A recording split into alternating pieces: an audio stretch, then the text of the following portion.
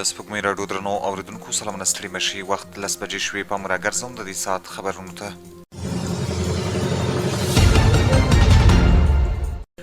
په روسیه کې افغان سفیر ګل حسن په دې هیواد کې د ازبکستان له سفیر باتور جان زاکروویچ اسدوف سره کتلي دي. په روسیه کې د افغانستان سفارت خبر ورکړی چې په دې لیدنه کې دواړو لورو د افغانستان او ازبکستان ترمنځ د دوه اړخیزو اړیکو پراختیا، اقتصادي همکاریو او ترانزیټي مسایلو په اړه خبرې کړي او د همکاریو پر لا پیاوړتیا یې ټینګار کړی دی.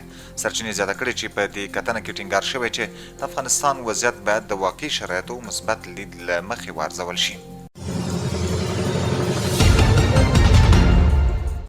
د کډوالو ستونزو ته د رسیدنې عالي کمیسیون مسؤلینو خبر ورکړی چې تېره ورځ 841 کډوالې کورنۍ چې ټول ټال 4360 کسان کېږي له ایران او پاکستانه هیواد ته راستانه شوي دي. د یاد کمیسیون د راپور له مخې دغه کډوال د ننګرهار د تورخم، د کندهار د سپین بولدک، د هلمند د بهرامچې، د هرات د اسلام کلا او د نیمروز د ورېښمو پله له لارې راستانه شوي دي. سرچینې ویلي چې له دې ډلې 653 کورنۍ د تورخم له لارې، 90 د ورېښمو پله له لارې، 8 د سپین بولدک له لارې، 14 د اسلام کلا له لارې او 2 کورنۍ بیا د بهرامچې له لارې افغانستان ته راستنې شوي دي.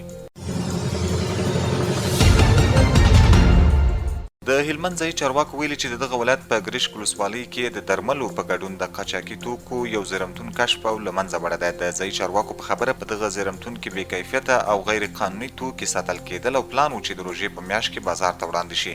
په هلمند کې د والي دفتر د یوې خبرپاڼې په خپرولو سره ویلي چې د دغه ولایت د فرعي ګمرکونو مسؤلینو د ګرشک ولسوالۍ په بازار کې د قاچاقي توکو یو زیرمتون کشف کړی دی. د سرچینې په خبره دغه زیرمتون کې 34,000 او 915 کیلوګرامه درمل، ملایي، اورلګیت او بسکټ نیول شوي دي.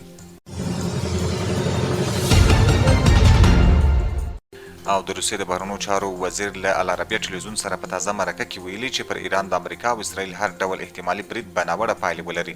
سرګي لاوروف زیاته کړې چې پر اټومي تاسیساتو برید خورا خطرناک دی او ټینګار کړی چې پر ایران برید به دغه هیواد اړ کړي چې د اټومي موادو د ساتنې لپاره ګټلي ګامونه پورته کړي.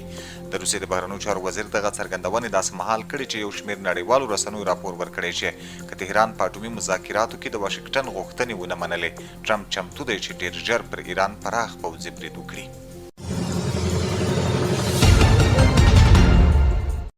قدرمن اوریدونکو دا و د دې ساعت خبرونه تر بیا ښې چارې.